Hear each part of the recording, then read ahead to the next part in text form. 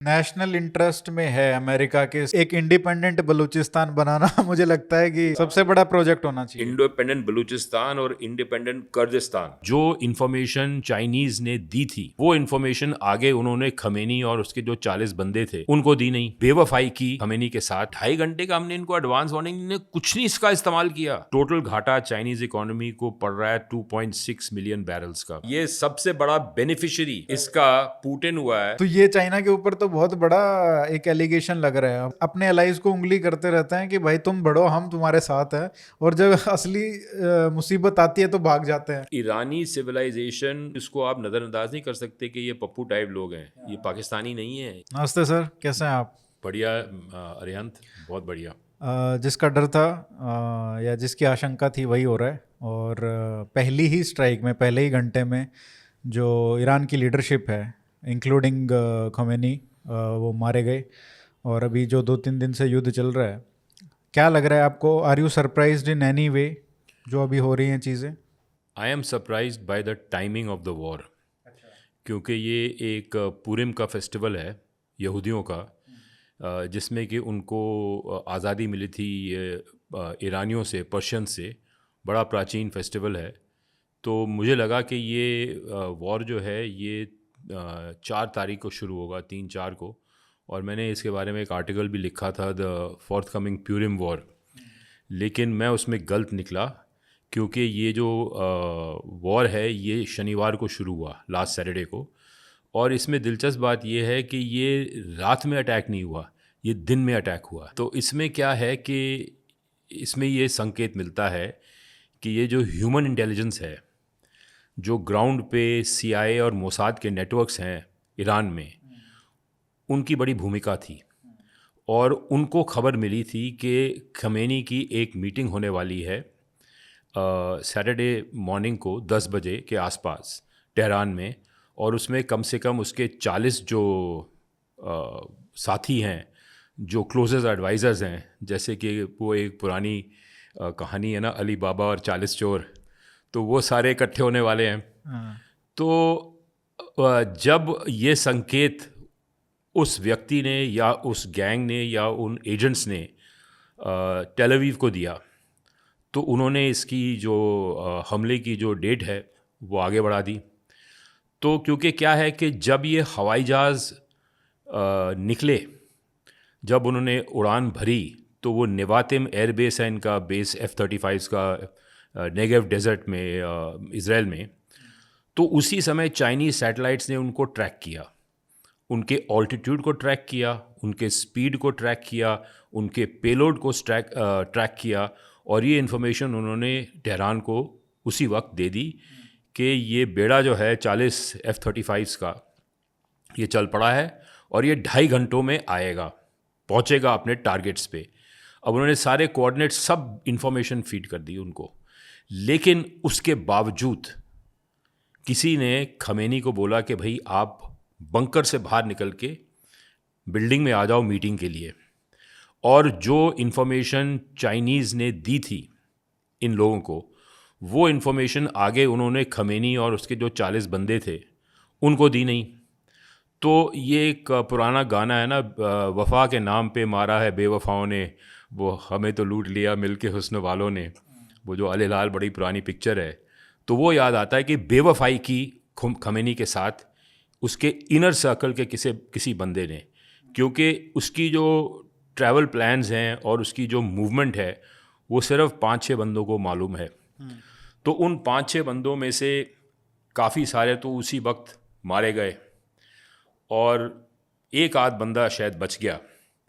तो अब ये पता करना पड़ेगा कि वो बंदा कौन था और क्या वो वाकई बेवफा था।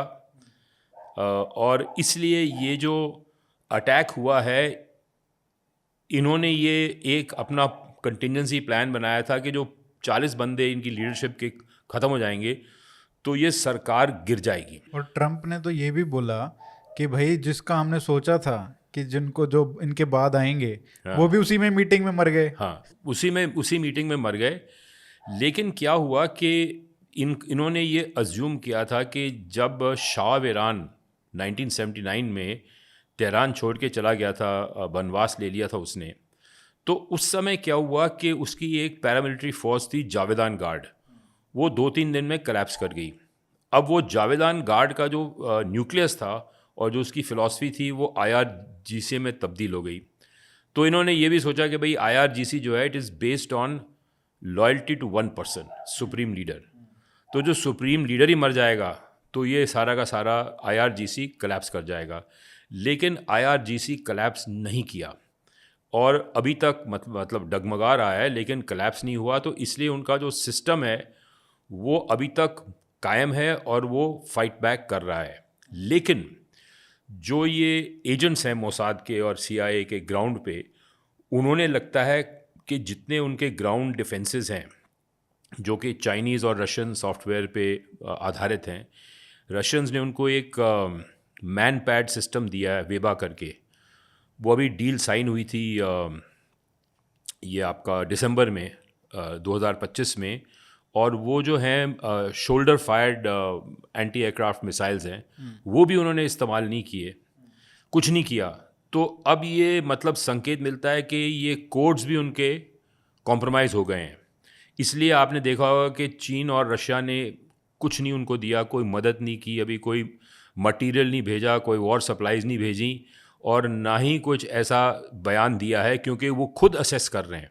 पिछले वीकेंड में मॉस्को में और बीजिंग में ये असेसमेंट हो रही थी कि भाई ये जो इसका जो प्रभाव है हमारे सिस्टम्स पे, हमारे टेक्नोलॉजी पे कितना पड़ेगा। क्योंकि आपको याद होगा कि एक अमेरिकन ड्रोन जो है अभी कोई 5-6 दिन पहले गिराया गया था ईरान में, और सब ने कहा था कि देखो अमेरिकन ड्रोन गिराया गया, अब इनके F-35 भी जाएंगे, ये जाएंगे, वो जाएंगे। लेकिन मेरा अंदाज़ ये है कि वो एक डिकॉय था। उन्होंने एक एक्सपेरिमेंट के तौर पे उसको बलि का बकरा बनाया, और वो ड्रोन किस हालत में और किस आधार पे वो गिराया गया, उन्होंने उसको स्टडी करके अपनी जो उनकी खामियां थी वो पूरी कर ली, वीकनेसेस पूरी कर ली, और उन्होंने चाइनीज़ सिस्टम और रशियन सिस्टम्स को ओवरराइड कर दिया। तो अब क्या हुआ कि जब ये 40 बंदे मारे गए और ये जो एजेंट्स निकले ह्यूमन इंटेलिजेंस के कारण, तो उन्होंने अटैक का पूरा जो रुख था वो चेंज कर दिया। अब ये अनएक्सपेक्टेड था, डे लाइट बॉम्बिंग तो होती नहीं है, लेकिन अब डे लाइट बॉम्बिंग हो गई। तो इसलिए ईरान का जो सारा कमांड स्ट्रक्चर था और जो ये कलेप्स कर गया, तो उनकी डिसीजन मेकिंग जो क्षमता थी वो भी कलेप्स कर गई। क्योंकि आप ये देखिए कि शायद there are too many people जो कि एक फ़ैसला ले रहे हैं और उनको एक यूनानिमस फ़ैसला लेने में मुश्किल आ रही है। तो उन्होंने अभी ये जो लड़ाई का दायरा है बढ़ा दिया, उसमें 15 और देशों को इन्होंने उसमें ले लिया है।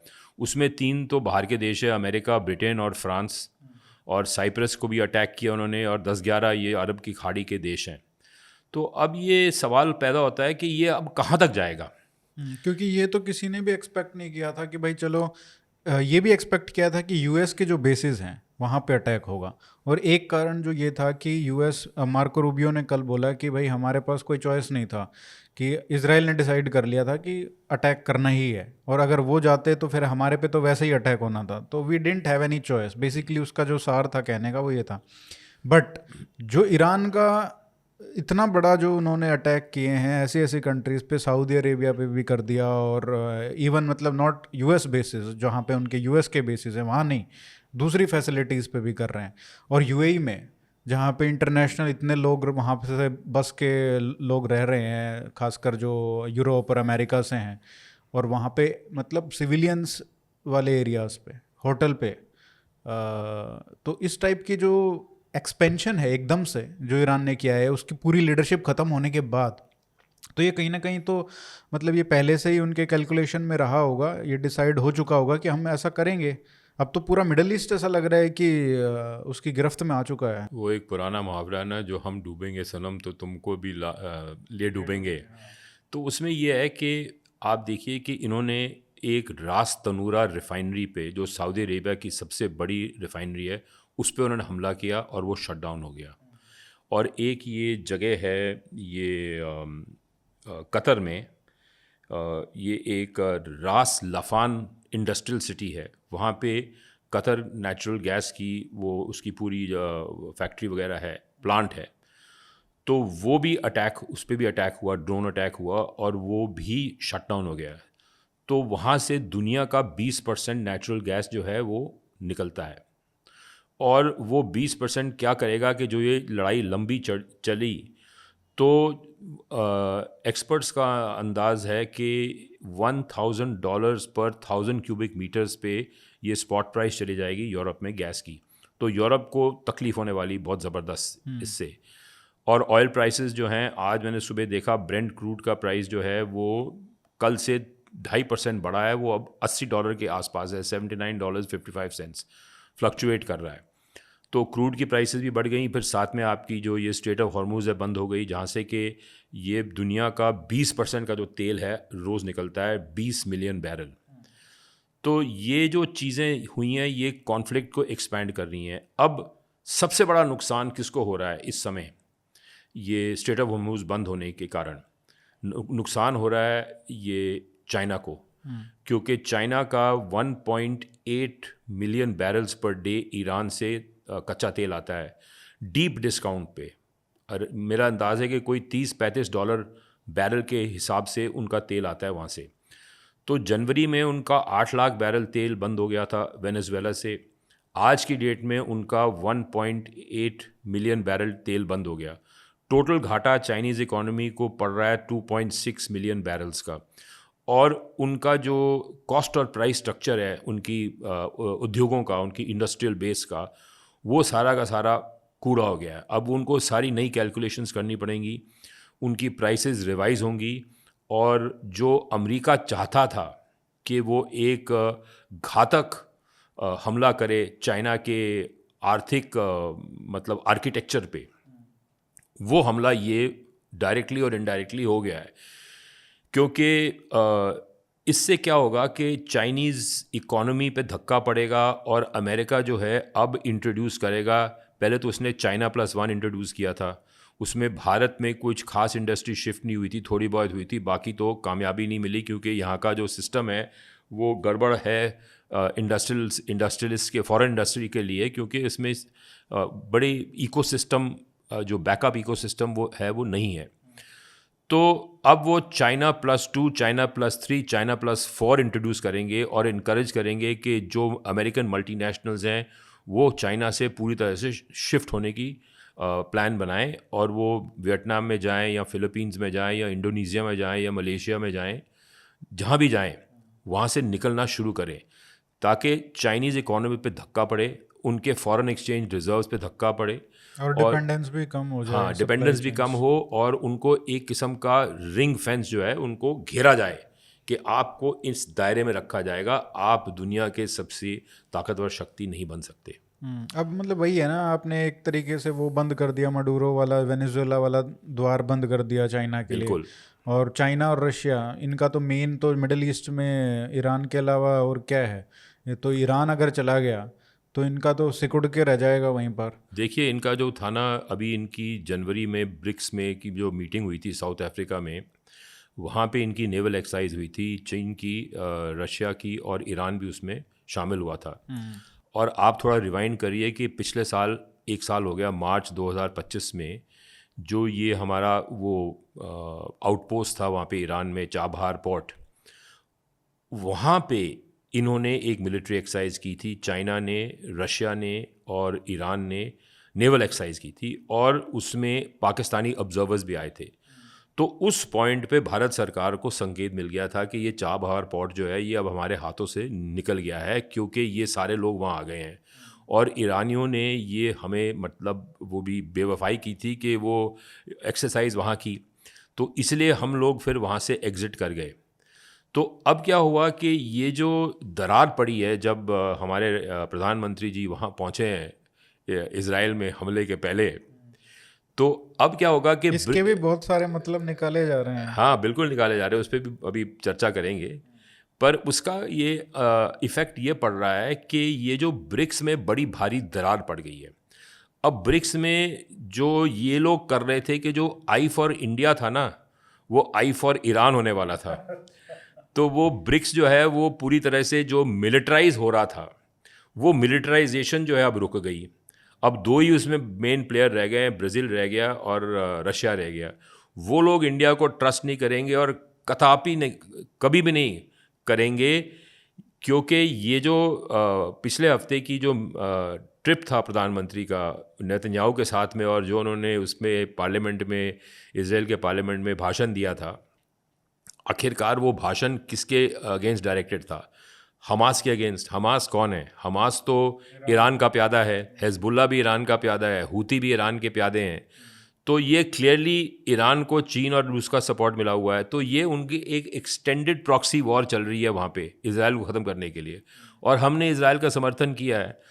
तो ये जो ब्रिक्स है, ये अब मुझे नहीं लगता ये बचेगा, ये पूरा का पूरा collapse वैसे हो भी वो जाएगा। तो नॉन स्टार्टर ही था। अगर चाइना और इंडिया को आप 4-5 देशों के उसमें रख रहे हो तो वो कभी भी मतलब सक्सेसफुल तो हो ही नहीं सकता। अच्छा, आप देखिएगा आज इसका, ये लड़ाई का असर चाइना में क्या हुआ है।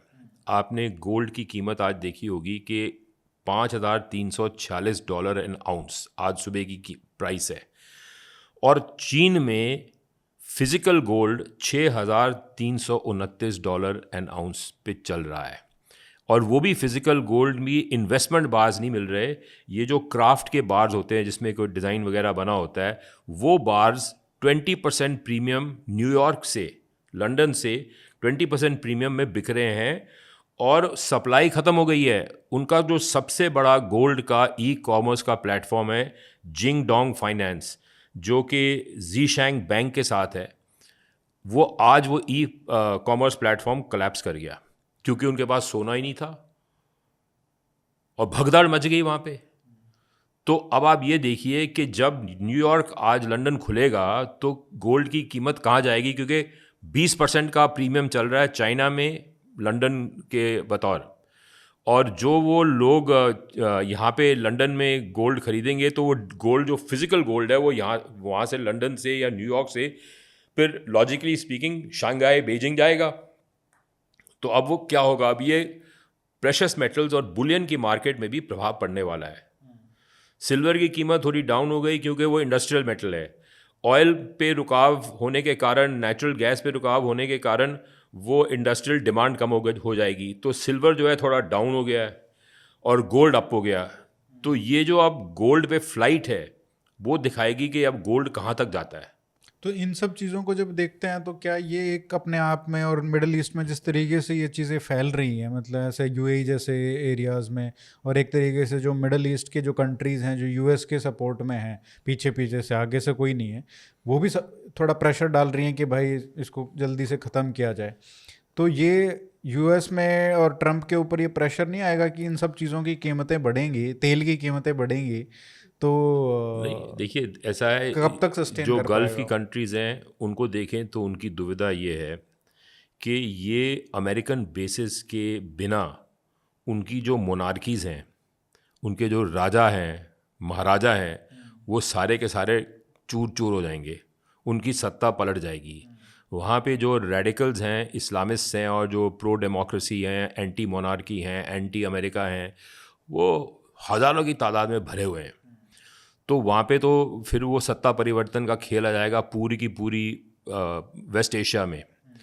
तो अमेरिकन बेसिस हालांकि ईरानियन अटैक्स को अट्रैक्ट कर रहे हैं, लेकिन वो उनकी सत्ताओं को भी बचा रहे हैं। तो वो अमेरिका के खिलाफ ओपनली बयान नहीं दे पाएंगे, और उनको ये उम्मीद नहीं थी कि ये लड़ाई लंबी चलने वाली है। उन्होंने सोचा था कि ये जो डिकैपिटेशन है, सर काटे गए 40 बंदों के, तो वो सर जो हैं वो थाली पे आ जाएंगे और वो लोग उनकी सरकार चेंज हो जाएगी। इसमें एक आदमी की अहम भूमिका है, अली लरजानी, जो कि एक मुल्लों की परिवार से आता है, लेकिन उसे कहते हैं the sweetest Iranian, Delsey Iranian. वो उसमें भी थे ना जो इनका चल रहा था नेगोशिएशंस वगैरह? हाँ, उसमें वो बैकग्राउंड में था। और शक ये है कि उसने ये लीक किया था कि खमेनी की जो पोजीशन है और उसकी जो मूवमेंट है इजरायलीज को, तो अब उस पर शक है कि लरजानी जो है, अली लरजानी, ये क्या मोसाद का एजेंट है या वो वाकई ईरानियन स्ट्रक्चर में है। क्योंकि पिछले 30-35 सालों में मोसाद ने वो कीड़ों की तरह अंदर घुस गए इनके सिस्टम में, वो एक जोक चल रहा है ना एक्स पे कि भाई अगर आप 4 IRGC के कमांडर्स को मिलते हो तो मतलब आप एक मोसाद के एजेंट को मिल चुके हो। हाँ, सही बात है।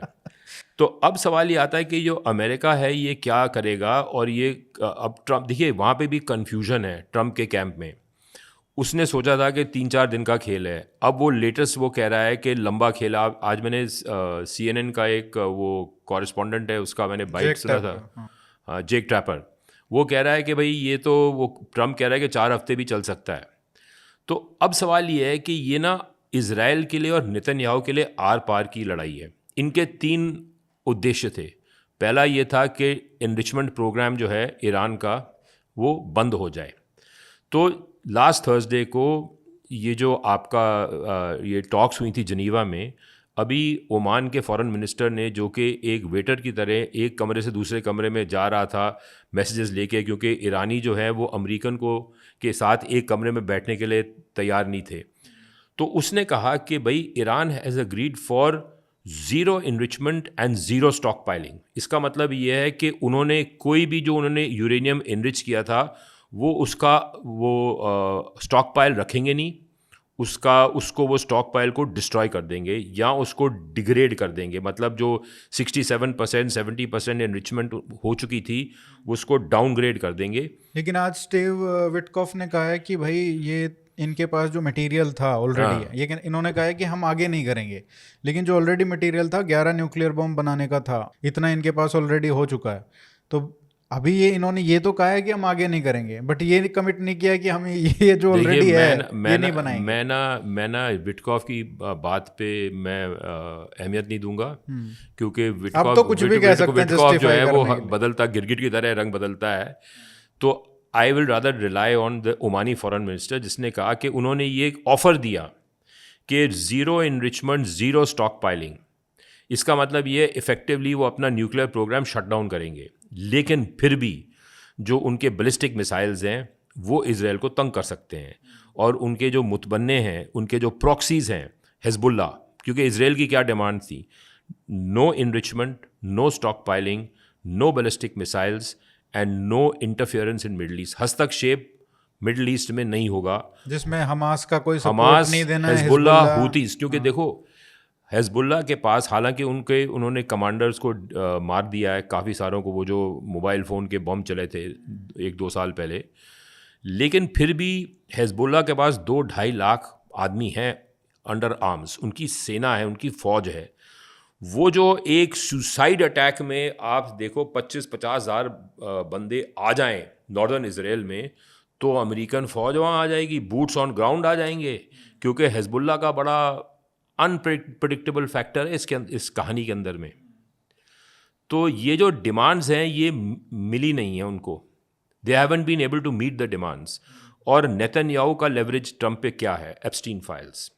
ये तो कहते हैं, पता नहीं है कि नहीं है। देखिए जाहिर है, जब ये तो एक कॉन्स्पिरेसी थ्योरी है ना कि इजराइल चला रहा है ये सारी कॉन्स्पिरेसी थ्योरी है, लेकिन ये थ्योरी को रैटिफाई बड़े लोगों ने किया, इंडोर्स बड़े लोगों ने किया, इसकी प्रेडिक्शंस जो निकली हैं वो टेस्ट की हुई हैं। बट ये तो जो एक लॉबी है वो ये भी कहती है कि इस टाइप के जो एलिगेशन लगाने वाले लोग हैं वो एंटीसेमाइट हैं। और आप देखिए ये अभी कल या परसों ये इजराइल का जो लीडर ऑफ ऑपोजिशन था LOP, जो राहुल गांधी का इक्विवेलेंट है वहाँ पे, वो नेतन्याहू के कट्टर खिलाफ है। मतलब वो कहते हैं ना पंजाबी में, इट कुत्ते दी लड़ाई है। तो वो जो बंदा है वो कह रहा था कि we support the government in this war because Iran is an existential threat to Israel.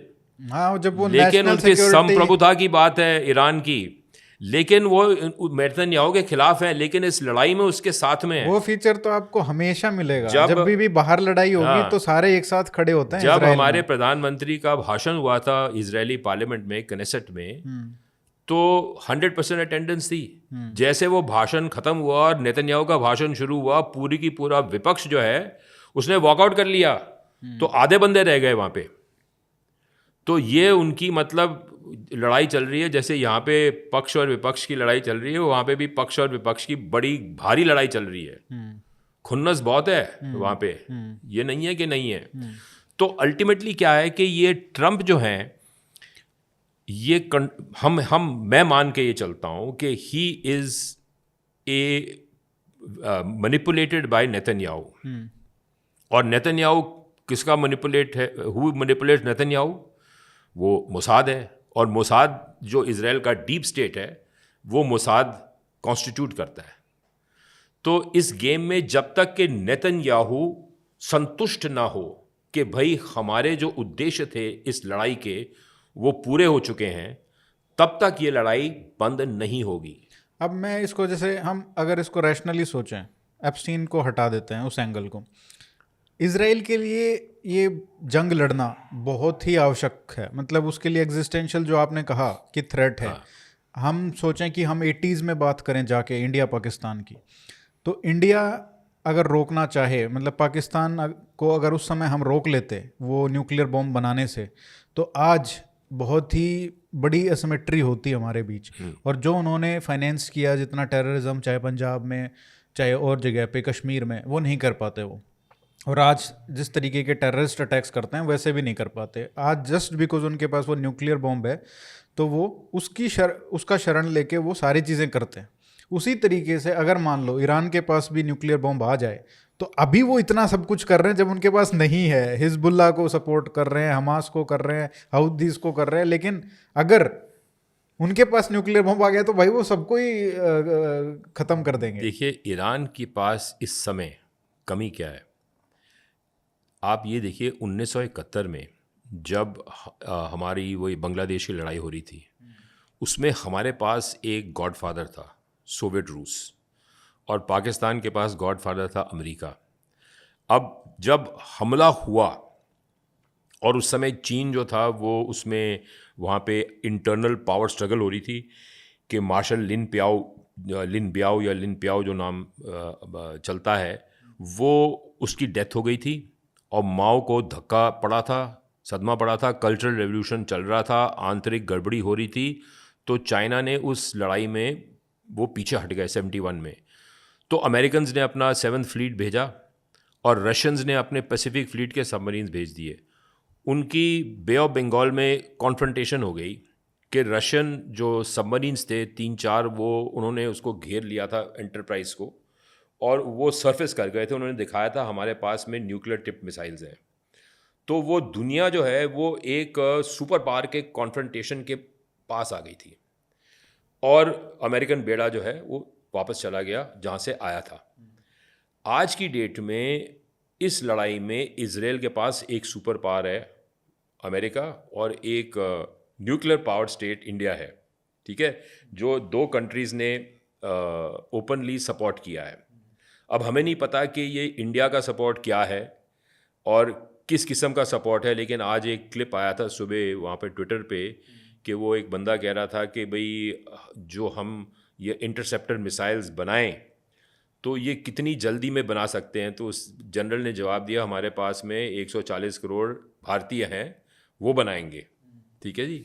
तो कुछ ना कुछ तो उनको तो ये जितने चाहें उतने बना सकते हैं। हाँ, तो कुछ ना कुछ ये सपोर्ट है। अब मॉरल सपोर्ट है या साइकोलॉजिकल सपोर्ट है, मनोवैज्ञानिक सपोर्ट है, वो सपोर्ट है।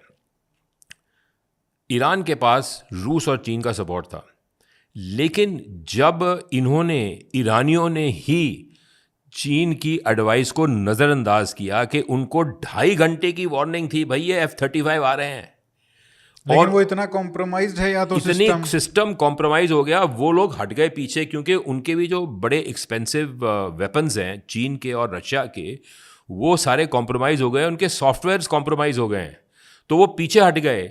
तो जो उन्होंने टक्कर देनी थी अमेरिका को, वो टक्कर वो नहीं दे पा रहे, क्योंकि वो खुद ये इस दुविधा में है कि हमारे कितने वेपन सिस्टम्स कॉम्प्रोमाइज हो गए हैं, और कौन कल हमारी तरफ है, असलियत में कौन इनकी तरफ और है, किसने कोड चुराए हुए हैं, किसने वो कोड कॉपी किए हुए हैं, किसने हैक किया हुआ है। तो वो कल को लड़ाई बढ़ती है तो जो हमारे हथियार इमोबिलाइज हो जाते हैं, अमेरिकन उसे कर देते हैं, तो हमारा क्या होगा। तो वो जो सपोर्ट 71 में अमेरिका ने दी थी, विजिबल सपोर्ट पाकिस्तान को, वो सपोर्ट, विजिबल सपोर्ट जो है, और जो रशियंस ने हमें दी थी, वो रूस और चीन कतरा रहे हैं ईरान को देने से। तो ये जो तराजू है ये भारी हो गया ईरान की तरफ, इजराइल की तरफ, और ईरान हल्का हो गया। तो अब ईरान जब हल्का हो गया तो वो वही है कि हम तुमको भी ले डूबेंगे सनम। तो वो ये सोच रहे हैं कि हम जितना यहाँ पे इंफ्रास्ट्रक्चर बर्बाद करें हम करेंगे, जिससे हिटलर की स्कॉच्ड अर्थ पॉलिसी थी कि जहाँ जहाँ से हम वो नाजी सेना जो है रिट्रीट कर रही थी, वापस जा रही थी, वो सब कुछ जला के जा रहे थे।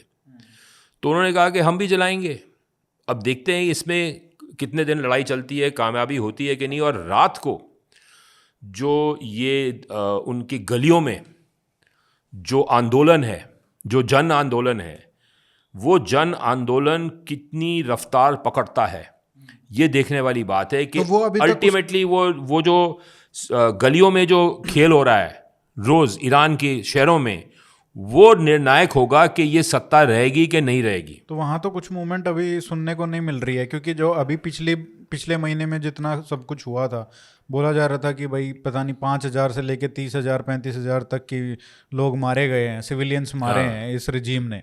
लेकिन हमें पता नहीं, मान लेते हैं 5,000 भी मारे हों, तो वो अभी जो प्रोटेस्ट जो पिछले महीने दिख रहे थे वो अभी क्यों नहीं आ रहे हैं? नहीं, जिस दिन खमेनी की हत्या हुई है उस रात को वहाँ पे हज़ारों में प्रोटेस्ट हुआ तेहरान में।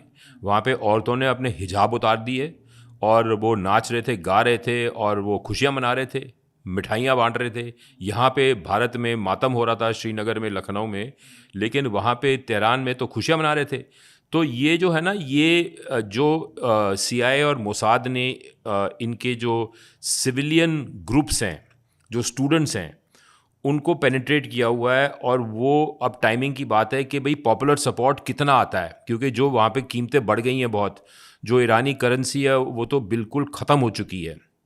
तो ये जो तकलीफ़ें होंगी और जो ये रिप्रेशन जो ये स्टेट और करेगा, जो लोगों को मारेगा, तो फिर ये एक सैलाब आएगा। अब ये कोई प्रेडिक्ट नहीं कर पाएगा कि ये कब सैलाब आएगा, लेकिन वो अब फैस निर्णायक होगा कि ईरान में होता क्या है। मेरा खुद अंदाज़ा ये है कि यहाँ पे सिविल वॉर हो जाएगी। और जैसे कि रूस में जब ये सोवियत यूनियन कोलैप्स कर गया था तो ओलिगार्क्स आ गए थे, वॉरलॉर्ड्स आ गए थे, जनरल्स आ गए थे, उसी तरह से यहाँ पे भी वॉरलॉर्ड्स आएंगे, जो इराक में हुआ था, जो सोवियत यूनियन में हुआ था 1991 में। क्योंकि यहाँ पे नेचुरल रिसोर्सेज बहुत हैं ईरान में, और ऑयल है, गैस है, और साथ में एक बहुत स्ट्रेटिजिक लोकेशन है। तो मुझे लगता है कि ये जो सिस्टम के लोग हैं वो इन एसेट्स को, इन नेचुरल रिसोर्सेज को छोड़ेंगे नहीं, क्योंकि उनको पता है कि इनकी अहमियत क्या है। तो इसलिए ये एक सिस्टमैटिक कोलैप्स होने वाला नहीं है। और एक नया रेजीम जो है, मुझे नहीं लगता कि ये जो शाह का बेटा है रेजा पहलवी, वो आएगा। वो तो इराक ट्रम्प में भी नहीं चाहता उसको। वो तो जब इराक में जो हुआ था ना, उनका एक बंदा था अमेरिकन्स का, वो लेके आए थे उसको वहाँ पे, जब सदाम हुसैन का तख्ता पलट गया था तो 2 दिन में वो बंदा फेल हो गया था। तो इसी तरह से ये रेजा पहलवी जो है ये भी फेल हो जाएगा। मुझे नहीं लगता कि इसमें कोई दम है लीडरशिप संभालने के लिए। Maybe I am wrong, but मेरा ये अंदाज है। बिल्कुल, वो तो अमेरिकन खुद नहीं चाहते उसको। मुझे तो यहाँ पे सिविल वॉर का सिनारियो लग रहा है। और इसमें जो अमेरिकन अपने बेसिस से हट गए तो ये सिविल वॉर ये और फैलेगा अरब कंट्रीज़ में। बहरीन में अभी कह रहे हैं कि राइट्स शुरू हो गए हैं। बहरीन में, कतर में, कुवैत में, ये सब जगहों में, UAE के अंदर में। अब देखिए UAE का जो, लेकिन ये कंट्रीज जो हैं, जो सुन्नी कंट्रीज हैं, ये भी परेशान ही है ईरान से कहीं ना कहीं। ये भी चाहते हैं अंदर अंदर से कि खत्म हो जाए। से तो परेशान है। सऊदी अरेबिया भी चाहता है। ये जो इब्राहिम अकॉर्ड हुए थे, जो ये ट्रंप के ये दामाद वो जैरेड कुशनर ने जो करवाया था, तो वो इसलिए कराया था कि सऊदी अरेबिया का जो सबसे बड़ा प्रतिद्वंदी है मिडल ईस्ट में वो है ईरान। और सऊदी अरेबिया जो है वो उसके साथ में इज़राइल के साथ में हाथ मिलाने को तैयार था। लेकिन जब ये हमास की किलिंग्स हुई थी, अल्टीमेटली हमास की किलिंग्स क्यों हुई थी, हमास ने वो जो 2,000 इजरायली हैं उनको क्यों उनका अपहरण किया था, उनको क्यों मारा था, वो इसलिए कि चाइना के ख़िलाफ़ ये मिडल ईस्ट इकोनॉमिक कॉरिडोर बन रहा था। और वो कॉरिडोर जो है वो ये गेम को चेंज कर सकता था। तो चाइना ने उनको प्रोत्साहित किया हमास को कि भाई ये करो, और वो हमास बलि का बकरा बन गया।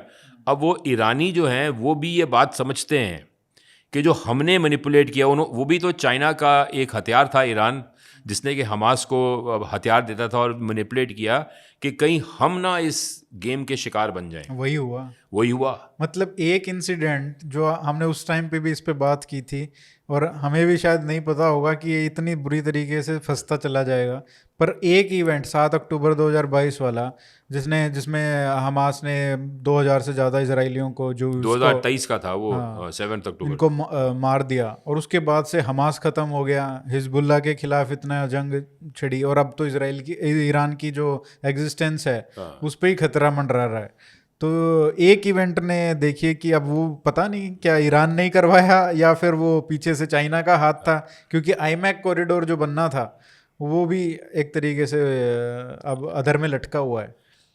पर मैं समझता हूँ कि ये सबसे निर्णायक जो बात निकली है इस युद्ध में अभी तक, वो ये है कि जो इजरायलीज को और जो अमेरिकन्स को, खासकर मोसाद और सीआईए को कामयाबी मिली है ये ईरानियन मतलब पावर स्ट्रक्चर में, कमांड स्ट्रक्चर में घुसपैठ करने की और उनके मतलब कोड्स को चुराने की, ये जो कामयाबी है, ये जो ह्यूमन इंटेलिजेंस है, ये एआई से कहीं बढ़ के है। क्योंकि जो आप किसी व्यक्ति पे इतबार करते हैं और वो कहता है भाई ये ज़रूर होने वाला है, तो आप उसके वर्ड पे जाएंगे। ये पुरानी परंपरा चली आ रही है सदियों से। तो वो जो उनकी ह्यूमन इंटेलिजेंस है, उसने सारी satellite technology, cryptography, crypt analysis और आप एआई, ये सब को मात कर दिया है। क्योंकि उस निर्णायक हादसे से कि भाई ये यहाँ से सरफेस पे आ रहे हैं, बंकर से खमेनी और ये बंदे आ रहे हैं, और वो चीनियों को धक्का लगा कि भाई वो 2.5 घंटे का हमने इनको एडवांस वार्निंग ने कुछ नहीं इसका इस्तेमाल किया, कुछ प्रयोग नहीं किया। अब कुछ लोग कहते हैं कि भाई वो तो शहीद होना चाहता था खमेनी, इसलिए उसने हाँ, वो अपनी शिया मज़हब में ये है कि वो रमज़ान के टाइम पे जब शहीद होगा तो वो जन्नत पे जाएगा, लेकिन ये तो आफ्टर थॉट है ना। कोई आदमी अपने आप को शहीद नहीं होने देगा, कोई अपने आप को कुर्बान नहीं होने देगा, और खासकर होने देगा तो कम से कम जो उसकी इतनी बड़ी लीडरशिप है, इतने सारे लोग हैं, उनको तो निकालेगा। अगर खुद को शहीद होना है तो उसकी जो शहीद होगा तो उसकी विरासत बनी रहे। क्या गारंटी है कि ये खमेनी की विरासत बनी रहेगी? कल को कोई प्रजातांत्रिक आंदोलन होता है ईरान में और प्रजातंत्र वापस आ जाता है, या कोई और सिस्टम आता है, मोनार्की कोई आ जाती है फिर से, तो खमेनी का तो लोग भूल जाएंगे उसके बारे में। नहीं, वो तो फिर पूरा जो सिस्टम है, जो नई रेजिम आएगी, वो तो सिस्टमेटिकली जो उसका जो भी इन्फ्लुएंस था वो तो विलन बनाएंगे ना। बट इसमें अभी भी लोग यही कह रहे हैं कि जो आपने तो बताया कि भाई एक्सप्लेन किया कि किस तरीके से जो रशिया और चाइना है वो कैलकुलेट कर रहे हैं, अभी भी उनको पता नहीं है कि सपोर्ट करना चाहिए, और करना चाहिए तो किसको करना चाहिए। रेजिम में किसी पे भरोसा नहीं है। बट बाहर लोग क्वेश्चन पूछ रहे हैं कि ये दोनों ऐसे देश हैं कि अनलाइक यूएस, ये अपने एलाइज को उंगली करते रहते हैं कि भाई तुम बढ़ो, हम तुम्हारे साथ हैं, और जब असली मुसीबत आती है तो भाग जाते हैं, फिर किसी का साथ नहीं देते।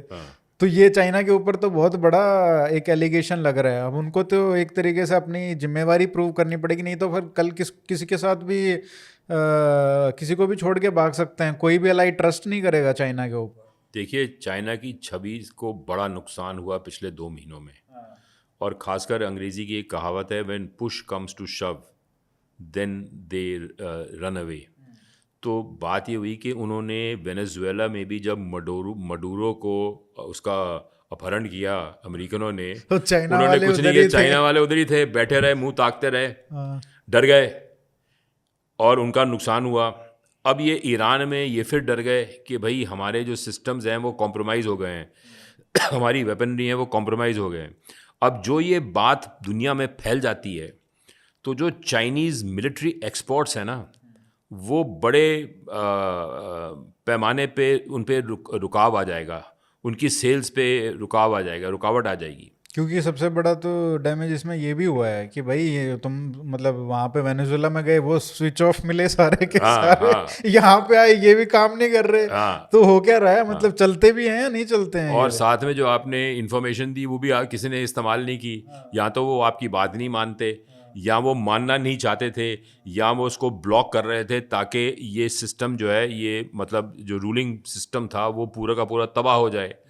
तो जो ये गेम खेलते हैं ना, तो इसमें you can not control the game, उस पर आप ओवरऑल कंट्रोल नहीं कर सकते, क्योंकि आप बट मतलब खेलना तो पड़ेगा कम से कम। वो तो आप खेल ही- ऐसा मैदान छोड़ के तो नहीं भाग सकते नहीं, जैसे चाइना दिख पर रहा है ये कि ये चाइनीज जो है ना, देखिए इनकी जो वन चाइल्ड पॉलिसी है ना, कि एक परिवार में एक ही बच्चा, ना पिछले 60-70 सालों में ना बच्चे का मामा, ना बच्चे का चाचा, ना चाची, ना मामी, एक ही बंदा है।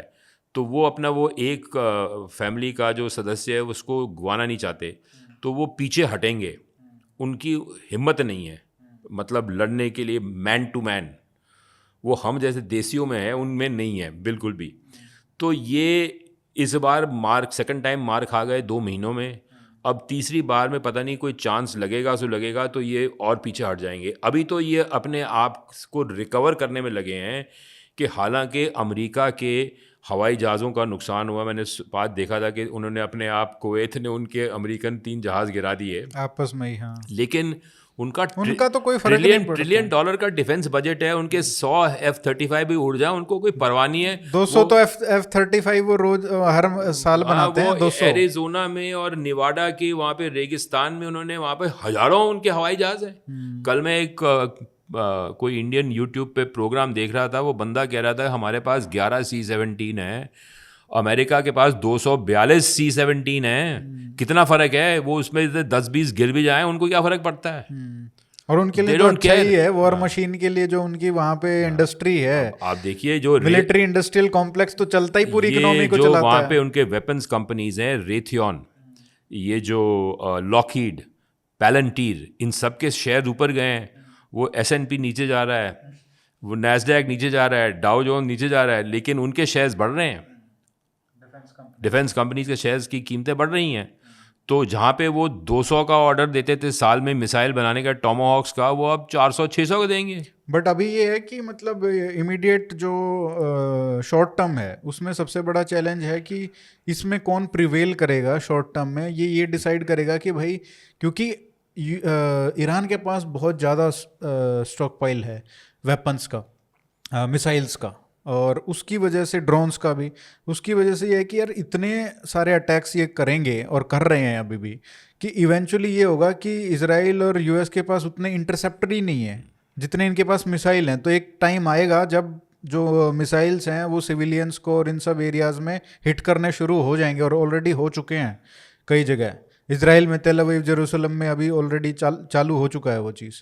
तो ये कब, मतलब लोग भी तो फिर ये सवाल उठाएंगे यार कि तुम मतलब ईरान को भी टैकल नहीं कर पा रहे हो अच्छे आपने से। देखा होगा कि अमेरिका से या इजराइल से कोई खबर नहीं निकली कि किस एक्सटेंट पे इन लोगों ने बमबारी की हुई है ईरान पे।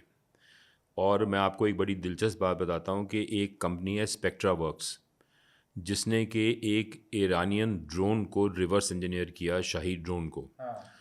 और जो शाहीद ड्रोन है वो मतलब उसमें एक कोऑर्डिनेट्स डाल देते हैं तो एक फिक्स टारगेट पे जाके वो सुसाइड ड्रोन है वो एक्सप्लोड कर जाता है।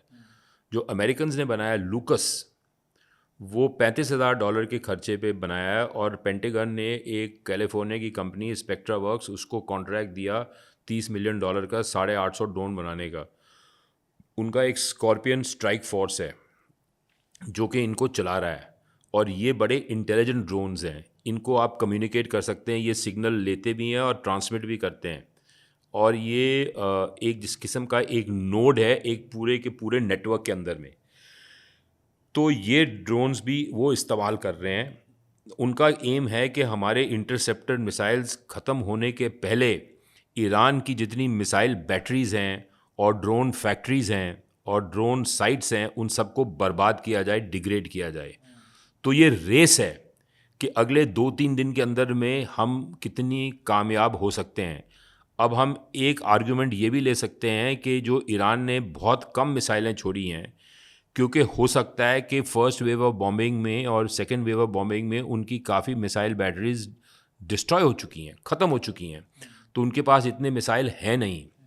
क्योंकि जो रिटेलिएटरी रिस्पॉन्स होता है, क्योंकि सैटरडे, संडे, मंडे, ट्यूसडे, आज मंगलवार है, तो 4 दिनों में उन्होंने बहुत कम मिसाइल फेंकी हैं।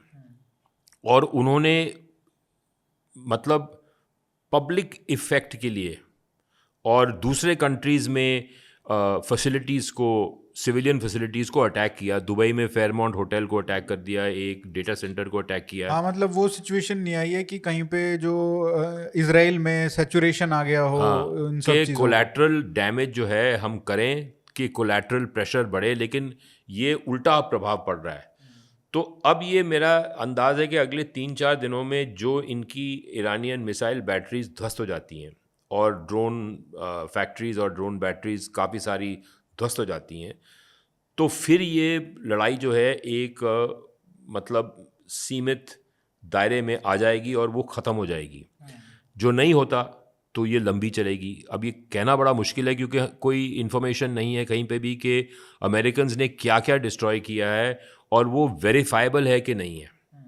Because it must be verifiable कि भाई इतनी बैटरीज हैं, इतने मिसाइल डिस्ट्रॉय हुए हैं, वो जो इनके नेटवर्क्स हैं इसराइल के, मोसाद के और CIA के, वो फीडबैक देंगे ना। तो कभी ना कभी जब ट्रंप वहाँ पे मतलब बोलेगा कि भाई हाँ अब वॉर ख़त्म हो रही है, तो इसका मतलब ये है कि वो वेरीफाई हो चुका है कि ये ध्वस्त हो चुके हैं। और इनकी जो सप्लाई लाइंस हैं, जो सप्लाई चेन्स, उनके मतलब एक थ्योरेटिकल मैट्रिक्स में उन्होंने बनाया था कि भाई चाइना जो है रशिया से सप्लाई आएगी, वो सप्लाई नहीं आ रही। तो जब रशिया के पास तो चलो एक एक्सक्यूज है कि भाई हमारी भी लड़ाई चल रही है, हाँ, लेकिन चाइना के पास तो कोई एक्सक्यूज नहीं है नहीं सपोर्ट करने का। तो वो जो लड़ाई, जो वो सप्लाई नहीं आएगी, तो उस सप्लाई को आप कॉम्पेंसेट कहाँ से करेंगे? आप कर नहीं सकते। तो उस समय मैं समझता हूँ कि हो सकता है कि स्पेशल फोर्सेस जो है, क्योंकि अमेरिका ने क्या किया है कि सीरिया में उन्होंने अपने सारे बेस बंद कर दिए हैं, तो उनके स्पेशल फोर्सेस के जो 3-4 हज़ार सैनिक थे वो कुर्दिस्तान और इराक के बॉर्डर, ईरान के साथ जो बॉर्डर है वहाँ पे आ गए हैं। तो अल्टीमेटली जो आपने अपने बंदे लगाने हैं, तो you have to have some form of boots on the ground. वो उसके बिना आपकी सत्ता आएगी नहीं, क्योंकि आपके एडवाइज़र्स होंगे, कुछ ना कुछ होगा, आप उसको कोई सहानुभूति दोगे कि भाई उसकी रीढ़ की हड्डी को के पीछे उसको सपोर्ट करोगे कि भाई तू आगे आ और तू सत्ता संभाल। तो ये सब मुझे समझ नहीं आ रहा कि ये कैसे होगा, कब होगा। इसमें एक और मतलब एक और बात जो निकल के आ रही है, एक और एंगल जो बताया जा रहा है कि भाई एक अगर अमेरिका प्रिवेल करता है तो एक पॉसिबिलिटी ये भी हो सकती है कि जैसे हमेशा होता है कि जो भी वैंक्विश्ड जो कंट्री है, जैसे ईरान अगर ख़त्म होता है या तबाह हो जाता है, तो इसके भी टुकड़े किए जा सकते हैं। हाँ, ये भी बाल्कनाइजेशन एक बहुत अच्छा मतलब वो हो सकता है कि सारा अगर नहीं मिल सकता तो कुछ हिस्से तो ले लो। वो तो आपने ग्रेटर इजराइल का नक्शा भी देखा होगा कि हाँ, वो कितना फैलेगा। बट जैसे दो ऑप्शन जो बहुत कारगर हो सकते हैं, एक तो बलूचिस्तान का है बिल्कुल। और उसका मैप तो बहुत बड़ा है, पूरा ईरानियन बलूचिस्तान भी तो उसमें बहुत आता बड़ा है। एरिया है वो भी एक्चुअली में। तो वो, और एक आपका कुर्दिस्तान, लेकिन उसमें वो है कि टर्की का जो सबसे बड़ा रीजन है वो कुर्दिस्तान में आ जाएगा जो नाटो में है, तो वो सारा नहीं हो सकता। बट इराक, सीरिया और ईरान का पार्ट्स तो कुछ हो सकता है। आज आई थिंक मैंने कुछ न्यूज़ में भी पढ़ा कि ट्रंप ने बात की है, वो उनके भी बहुत मिलिशियाज हैं कुर्दिस्तान के। तो ये बहुत इम्पोर्टेंट, और कुर्दिस्तान एक ऐसा रीजन है सर जो मतलब एक कंट्री होना ही चाहिए। वो तो 4 कंट्रीज में बटा हुआ उनके है। तो इट्स अ बूम टाउन कहते हैं ना, वहाँ पे तो तेल बहुत है। या अभी मुझे कोई रशियन मिला था, उसने कहा था कि I am in Kurdistan, there is no business in Dubai, main business is in Kurdistan. तो एक वो बहुत इंपॉर्टेंट रीजन हो सकता है अगर अमेरिका उसको रीड्रॉ कर रहा है मैप को इवेंचुअली, अगर इसकी पॉलिटिक्स चेंज होती है और बलूचिस्तान हो गया तो सबसे बड़ा तो फायदा फिर हमको ही लग रहा है कि ये जो स्कर्मिश हुई है अफगानिस्तान और पाकिस्तान के बीच में, पाकिस्तान ने किसको ब्लेम किया? पाकिस्तान ने एक तहरीक तालिबान को ब्लेम किया, एक उन्होंने बलूचिस्तान लिबरेशन आर्मी को ब्लेम किया और एक उन्होंने तालिबान को ब्लेम किया। तो हो सकता है कि ये भी एक अटेम्प्ट हो कि भाई ये ग्रेटर बलूचिस्तान बन जाए और ये जो पाकिस्तान पे दबाव पड़ जाए और ये जो उनका जो बॉर्डर है वो क्या कहते हैं कलैप्स कर जाए, जो ईरान के साथ में बॉर्डर है। उससे एक फ़ायदा ये होगा जो ग्रेटर बलूचिस्तान बनेगा कि जो चाबहार पोर्ट है उसे चीनियों को हटना पड़ेगा, और फिर जो सबसे उनकी जो वल्नरेबिलिटी है वो सीपेक का कॉरिडोर है, क्योंकि सीपेक का कॉरिडोर ईरानी तेल को ग्वादर से ऊपर पहुंचाता है जिनजियांग में, और जो अमेरिकन्स ने सीपेक कॉरिडोर को खत्म करना है ख़त्म करना है, परमानेंटली। पूरी तरह से ख़त्म करना है, ध्वस्त करना है, तो उनको BLA की ज़रूरत है। अब हो सकता है कि ये उन्होंने तो उसको खैर अभी तो टेररिस्ट ऑर्गेनाइजेशन घोषित कर दिया है। नहीं, पर वो तो कभी भी चेंज हो जाता कभी भी चेंज हो जाता है, और अंदर जो से जो बात चल रही है जो वो अलग सीरिया है। में टेररिस्ट से लड़ रहे थे आज वो प्रेसिडेंट बना दिया। क्योंकि ये चाबहार से ग्वादर का जो फासला 71 किलोमीटर है, और 71 किलोमीटर पे वहाँ पे चाइनीज़ जहाज़ खड़े हुए हैं।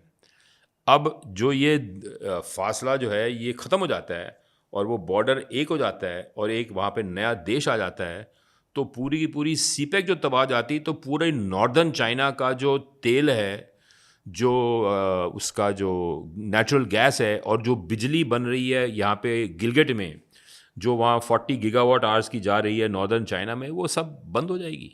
तो मतलब नेशनल इंटरेस्ट में है अमेरिका के, सबसे बड़ा नेशनल इंटरेस्ट अभी के हिसाब से अगर ईरान के फ्यूचर को डिसाइड करना है हाँ। तो एक इंडिपेंडेंट बलूचिस्तान बनाना मुझे लगता है कि इंडिपेंडेंट बलूचिस्तान, सबसे बड़ा प्रोजेक्ट होना चाहिए। इंडिपेंडेंट बलूचिस्तान और इंडिपेंडेंट कर्जिस्तान, हाँ, ये दो ये प्रोजेक्ट, दो देश जो हैं, ये लग रहा है कि ये साकार होने वाले हैं, इनके नक्शे बनने वाले हैं, और ये मतलब फ्यूचर जो है ये इसको पॉइंट कर रहा है। और Iran as it is today, ये अपने कॉन्ट्रडिक्शन से लग रहा है कि सिविल वॉर में की दिशा में जा रहा है, और सिविल वॉर की दिशा में जा रहा है, तो फिर इसका मतलब ये है कि फिर वो फैक्शंस आ जाएंगे, और जहाँ पे भी अमेरिकन गए वहाँ पे सिविल वॉर ही हुआ, इराक में हुआ, लीबिया में हुआ, सब जगह में हुआ है, तो यहाँ पे भी होगा। हाँ, लेकिन मतलब यही है कि इनका इतना कैलकुलेशन होगा नहीं ट्रम्प का कि मैं बूट्स ऑन द ग्राउंड वाली सिचुएशन ना ना पे ना, जाऊं। एक महीना शायद ये पूरा ट्राई करेंगे। ये कंट्रोल नहीं कर पाएंगे, क्योंकि जो ईरानियन सिविलाइजेशन है बड़ी सोफिस्टिकेटेड सिविलाइजेशन है। एक टाइम पे वो दुनिया पे राज करते थे, तभी तो सिकंदर उठा था वहाँ से, और उसने फिर ईरान को डिस्ट्रॉय किया। तो ईरानी सिविलाइजेशन, उसका जो कल्चर, उसकी सोफिस्टिकेशन, वो इतनी आसानी से बर्बाद नहीं होने वाली।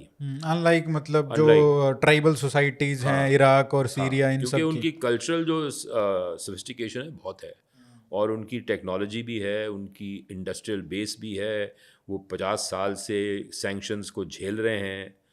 तो वो जो चीज़ें हैं, ये बड़ा मुश्किल है प्रिडिक्ट करना कि ये गेम कैसे खुलेगी, इसको किस कैटलिस्ट को कौन इस्तेमाल करेगा, और चिंगारी कहाँ लगेगी, बड़ा मुश्किल मतलब है ये प्रिडिक्ट ये करना। बेस्ट केस सिनेरियो अगर देखा जाए सबके हिसाब से तो वही होगा कि कोई मॉडर्निस्ट इस टाइप का जो बंदा है वो राइज करके आए, जो मॉडर्न आउटलुक का हो। हाँ और ऑफ कोर्स अब ये तो न्यूक्लियर वाला तो नहीं बनने देंगे, बट लाइक सऊदी अरेबिया वो भी उस मार्ग पे चले कि भाई सब है ना, इजराइल के साथ भी ठीक ठाक होना चाहिए, यूएस के साथ भी। तो वही मुझे लगता है कि सबके लिए उस रीजन में बेटर होगा। वरना ये जो अलग से चलने का जो इन्होंने उठा रखा है, बट मतलब मानना पड़ेगा ईरान ईरान ने अपने बलबूते कितनी सारी चीज़ें बिना न्यूक्लियर पावर होते हुए कर रखा है कि आप इतने सारे टेररिस्ट ऑर्गेनाइजेशंस को, हमास, हिजबुल्ला और इन सब को सपोर्ट कर रहे हो इतने बड़े रीजन में जहाँ पे हर कोई आपसे हॉस्टाइल है।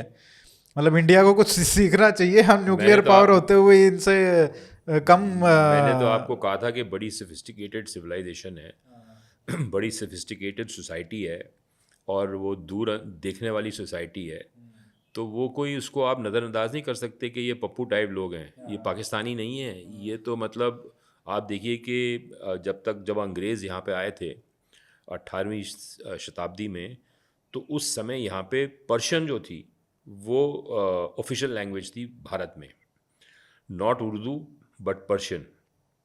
तो उनका जो सोफिस्टिकेशन है वो सेंचुरीज ओल्ड है, और उनका जो कल्चर है, एडवांसमेंट है, जो नॉलेज है, इट्स वेरी रिफाइंड।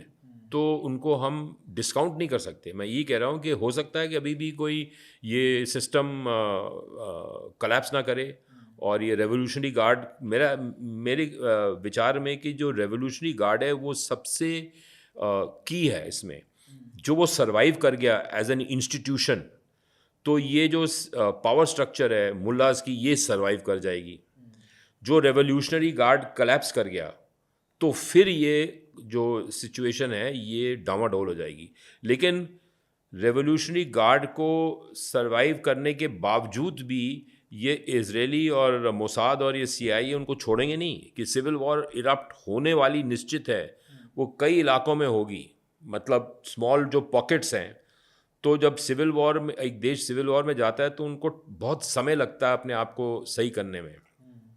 और ऑयल की जो कच्चे तेल की जो सप्लाई है उसका क्या होगा, स्ट्रेट ऑफ हॉर्मुज का क्या होगा, और जो सिविल वॉर में जो फैक्शंस हैं उनके पास जो ड्रोन्स और मिसाइल्स होंगे, तो वो जो लगातार दबादब वहाँ पे सऊदी अरेबिया के ऑयल फील्ड्स पे और कतर के गैस के फैसिलिटीज़ पे वो बमबारी करेंगे, वो बरसेंगे। तो किसी को भी एक्सेप्टेबल नहीं होगा बियॉन्ड अ पॉइंट, नहीं, मतलब किसी अभी तो को फिर भी चुप हैं ये किसी को लोग। एक्सेप्टेबल नहीं होगा, but that is blackmailing potential. हाँ, ब्लैकमेलिंग है, लेकिन वो फिर अभी जो अटैक नहीं कर रहे हैं, अभी तो रिप्लाई भी नहीं कर रहे हैं कि जहाँ पे ये ड्रोन से मिसाइल से अटैक कर रहे हैं, जैसे सऊदी में। उनकी क्षमता नहीं है अटैक करने में, ये मतलब ये वो अच्छा, ये सिर्फ अपनी जगह दे सकते हैं ये क्या? ये जगह इनकी दे खुद सकते की हैं। इतनी अभी नहीं है। छवि नहीं है इनकी। अच्छा। इनकी सेना वेना जो है ये ऐसे ही है। अच्छा। ये तो मतलब अपने से कमजोर लोगों के साथ लड़ सकते हैं, अपने से ताकतवर लोगों से साथ नहीं लड़ सकते। सो इनकी जो मिलिट्रीज हैं वो सिर्फ पेपर पे हैं, paper tigers entirely, and they are totally dependent on US और टोटली। इजराइल अभी तो। और जो ये ईरानी है, they are a formidable force. उनकी तो बड़ी 2,500-3,000 साल की, सिकंदर के पहले की उनकी जो सेना है वो तब से चली आ रही है। उनका सिस्टम चले आ रहा है, उनकी फिलॉसफीज, मिलिट्री स्ट्रेटजीज चली आ रही हैं। और वो चाइनीज जैसे कमज़ोर लोग नहीं हैं, दे आर फाइटर्स। तो वो तो लड़ेंगे। ये जो अरबी हैं ये इनमें दम नहीं है, they don't have the ability. जो बैटल हार्डन्ड है, जैसे कि ये हमास है, जो ये हुतीज़ हैं, हिजबुल्ला है, वो लोग ही, because they had the experience and exposure, उनको 30-40-50 साल का एक्सपोजर मिल चुका है इजराइल की लड़ाई में। और अरब स्टेट्स में अब लोग जो हैं वो कंफर्टेबल हो गए हैं तेल का पैसा खा खा बिल्कुल, के। उनको तो डर है फिलिस्तीनियों से। ये इन्होंने तो पाकिस्तान की आर्मी को एम्प्लॉय किया था। ये 60s में जो जनरल जिया था उस वक्त ब्रिगेडियर था, उसने कोई 20-25 हज़ार फिलिस्तीनियों को मारा था जॉर्डन में। तो ये बंदे जो हैं ये they are comfort loving. But Pakistan का क्या आपको लग रहा है कि ये भी अभी तो कम से कम इनके लिए भी बहुत मुश्किल है चीज़ें, जिस तरीके से ये किस तरीके से नेविगेट करेंगे, क्योंकि इनकी भी बहुत सिग्निफिकेंट शिया पॉपुलेशन है जो अपराइजिंग के लिए तैयार है। अगर ये ईरान को सपोर्ट नहीं करते हैं, जो कि दिख रहा है कि नहीं कर रहे हैं, और ईरान को सपोर्ट कर भी नहीं सकते क्योंकि फिर अमेरिका इनको मारेगा। लेकिन सवाल ये है, की क्वेश्चन ये है कि ईरान का न्यूक्लियर प्रोग्राम कैसे स्थापित हुआ।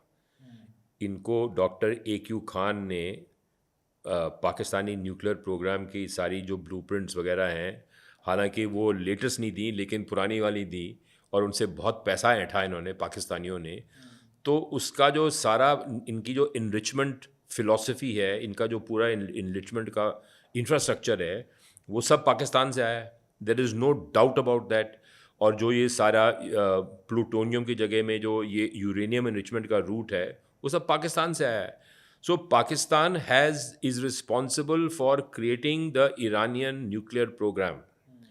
अब सवाल ये है कि पाकिस्तानी जो हैं ये वैसे भी डरते हैं, क्योंकि जब पहले शाह ईरान था तो उसने जो उसका जो विज़न था कि भाई ये 2,500 साल का जो ईरानियन एम्पायर है, उसने ये सोचा नहीं कि वो जो ईरानी थे वो पहले ज़ोरोएस्ट्रियंस थे, पारसी थे, और ये मुसलमान नहीं थे। मुसलमान तो बाद में बने हैं, लेकिन उनकी जो परंपरा है, सब कुछ जो चल रहा था, वो एक उसका ग्रैंड विजन था।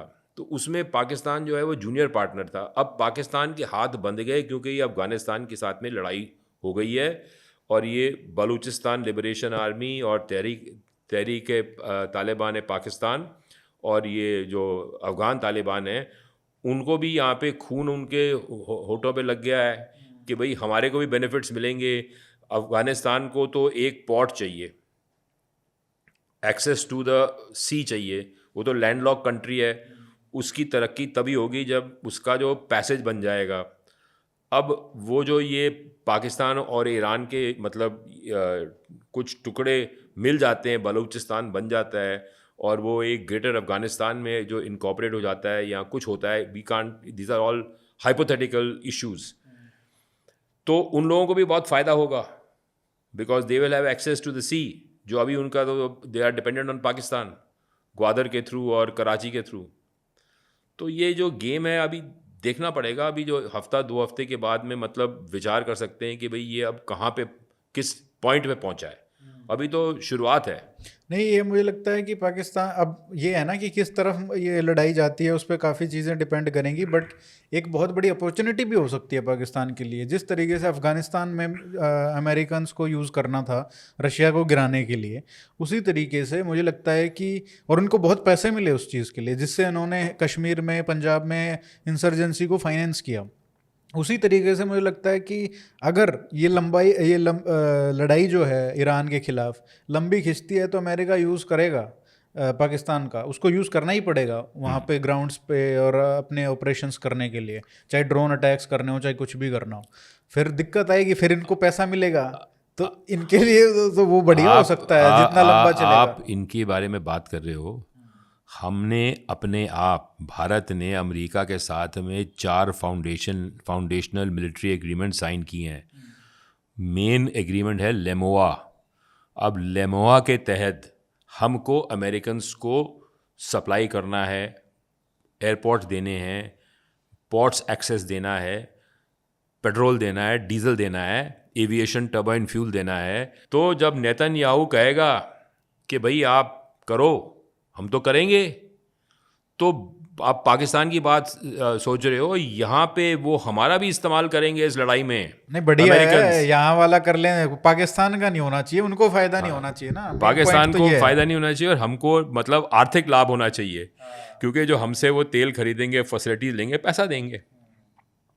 अब उनके जो ये घायल हैं, जब ये जो ईरान कामयाब होता है कुछ रिटेलिएशन करने में इजराइल पे, और वो काउंटर स्ट्राइक करता है ज़ोरों से और 200-300 बैलिस्टिक मिसाइल दागता है, तो जो उसमें घायल लोग हैं वो कहाँ जाएंगे?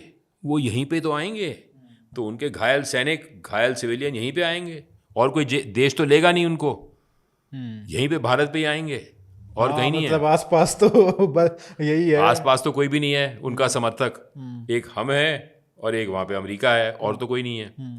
तो जो ये लड़ाई लंबी चलेगी तो we become an important supply centre for the war effort. और कहीं ना कहीं ये तो डिसाइड कर ही लिया है इंडिया ने कि किस साइड जाना है, क्योंकि जिस तरीके के रिएक्शन प्रधानमंत्री ने दिए हैं, निश्चित रूप जब बहरीन पे अटैक हुआ, चाहे और जहाँ पे ईरान अटैक कर रहा है उनके प्राइम मिनिस्टर हो रही है, उनके साथ सहानुभूति हो रही है। ईरान के ऊपर कुछ भी अभी तक स्टेटमेंट नहीं आया, जो उनका ये खमेनी मरा है उसके ऊपर भी कोई स्टेटमेंट नहीं दिया, कॉन्डोलेंसेस वगैरह कुछ नहीं दिए। तो इट्स वेरी क्लियर कि हमने we have picked the side कि हम एक तरफ रहेंगे भाई। अब स्ट्रेटेजिक ऑटोनॉमी गई तेल लेने, अब हमने डिसाइड किया है कि यहाँ पे फ़ायदा है। कॉन्डोलेंसेस तो वो लोगों ने दिए जो श्रीनगर में, लखनऊ में जो सड़कों में आके उन्होंने मतलब अपना शोक प्रकट किया है जी। बट लेट्स सी क्या होता है, जो भी मतलब कॉम्प्लिकेशंस तो इसमें बहुत ज़्यादा हैं, और जितना लंबा खिंचेगा उतना ज़्यादा सभी के लिए बहुत ही हानिकारक है। हमारे लिए भी, हम इस तरीके से ये स्पोर्ट बन गया है कि भाई टीवी पे चलता रहता है, हॉर्न बजता रहता है कि अब ये हो गया, अब वो हो गया। तो ये किसी के लिए भी अच्छा नहीं है लॉन्ग टर्म में, और जितना जल्दी खत्म हो तो उतना बिल्कुल अच्छा नहीं है। और साथ में यहाँ पे जो दुनिया की अर्थव्यवस्था है वो उसमें तो बड़ा, और अभी तो हर महीने हर साल कुछ ना कुछ होता रहता है। तो ये इतनी सर कॉम्प्लेक्सिटी बढ़ रही है दुनिया में, तो it's not very good. Complexity भी बढ़ रही है, और ये जिस लड़ाई का दायरा जो है एक्सपैंड हो रहा है, और इसमें जो और बंदे घुस गए, और कहीं ना कहीं से जो ये यूक्रेन की लड़ाई के साथ में ज्वाइन हो गई, तो फिर देखना क्या होता है। वो बोल रहे हैं क्वार्टर फाइनल है, सेमीफाइनल होगा जब ये अगले साल चाइना वाले ताइवान पे हमला करेंगे। अब चाइना वाले मुझे नहीं लगता कि ताइवान पे हमला करने में कामयाब होंगे, क्योंकि ऑलरेडी उनकी जो तेल की कैपेसिटी थी अब्जॉर्ब करने की 2 पॉइंट तो ये भी एक तरीके से चोक कर रहे हैं, मतलब आप देखा जाए तो यूएस चोक कर रहे हैं, बिल्कुल चोक कर रहे हैं, उनको क्रिपल कर रहे हैं, ताकि उस पोजीशन में जा ही ना पाए कि ताइवान को अटैक कर दे। वो कॉन्फिडेंस ही ना आए उनमें। और उसमें साथ में जो सेल्फ गोल वो कर रहा है शी जिनपिंग कि उसने अपने जनरल्स को जेल में डाल दिया, कईयों को एयरफोर्स चीफ को मार दिया, वाइस चीफ ऑफ PLA को भी मार दिया। अब क्या पता वो सेल्फ गोल है या असली अच्छा उसने अपने लिए बचा लिया अपने को, नहीं तो क्या पता मडूरो की तरह उसको भी रातों रात गायब कर वो तो देते। देखिए ऐसा है, वो कोई भी उठ सकता है। हाँ। एक को उठा लिया आपने, दूसरे के ऊपर में आपने बम फेंक दिए, और वो जो उसका था वो जो जिसने बेवफाई की उसमें, जिसने उसको बिट्रे किया, वो बंदे तो हर देश में हो सकते हैं। बिल्कुल। तो ये सारे जितने भी लीडर हैं दुनिया में, खासकर एशिया में, वो सब रात को उनकी वो स्लीपिंग पिल के बिना सोएंगे नहीं, क्योंकि उनको पता नहीं कि उनका नेक्स्ट नंबर किसका आने वाला है। बट ऐसा लग रहा है कि यूएस ने कहीं ना कहीं तो ये जो हमने पिछली बार भी बात की थी कि जो मोहरे हैं वो चल रहे हैं सब लोग, और चाइना के खिलाफ एक तरीके से जो यूएस मोहरे चल रहा है, वेनेजुएला वाला हो गया, ईरान वाला हो गया, बांग्लादेश में जिस तरीके से उन्होंने किया, और अभी इंडिया को भी एक तरीके से अपने साथ कर लिया है। तो धीरे धीरे जो चाइना के string of pearls of string वाला जो था ना उसका स्ट्रेटजी, सारे धीरे धीरे जो मोती हैं उन्होंने लगाए थे वो सारे तोड़ रहे हैं। ये जो 2.8 मिलियन बैरल्स पर डे की खामी हुई है, वो चाइना कहाँ से पूरा करेगा? वो पूरा करेगा रशिया से। और रशिया की जो सेलिंग प्राइस है, वो जो डिस्काउंट्स है वो कम होंगे, और वो पुतिन ज़्यादा पैसे कमाएगा। अब पुतिन यहाँ भी पे खुश सिर्फ है कि चाइना लड़ाई से होने नहीं, यूरोप से भी कमाएगा, क्योंकि हर जगह गैस में भी ऑयल में भी। हाँ, तो तो पुतिन मजे में है, मजे में है, सबसे बेस्ट वो तो अपने उसी के लिए हुआ हाँ, है। ये सबसे बड़ा बेनिफिशियरी हाँ इसका पुतिन हुआ है। और यूएस तो ये वो भी चाहते ही हैं कि चलो यार जीतो, खत्म करो वो तो इस चाहते युद्ध हैं कि को। पुतिन टूट जाए, चाइना से अपनी तरफ में आ जाए, और फिर अमेरिका और चाइना दोनों, अमेरिका और रशिया जो है चाइना के ऊपर में अपने जो बंदूकें हैं वो ट्रेन करें। लेकिन Putin is one of the unintended beneficiaries of this entire conflict. बिल्कुल, क्योंकि उसके हाथ में पैसा और आएगा। बिल्कुल। नहीं सर, देखते हैं क्या होता है। हम मिलते हैं हर महीने शायद मिलना पड़ेगा, अगर ये युद्ध छिड़ता चलता जाएगा, ऐसे ही एक्सपैंड होता जाएगा तो हम we'll हाजिर see। हैं बात करने के लिए। जी, thank you sir, thank you so much. Thank you.